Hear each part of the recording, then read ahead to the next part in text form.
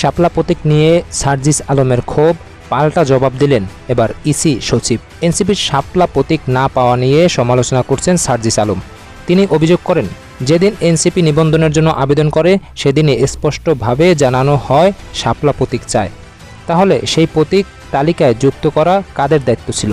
নির্বাচন কমিশনে বসে কি শুধু নাটক দেখছিল, নাকি অন্য কোনো প্রতিষ্ঠান বা এজেন্সির ইঙ্গিতেই সিদ্ধান্ত নেওয়া হয়েছে? তিনি আরও বলেন, যেহেতু শাপলা প্রতীকের ক্ষেত্রে কোনো আইনগত বাধা নেই, তাই এনসিপির মার্কা শাপলাই হতে হবে, অন্য কোনো অপশন নেই।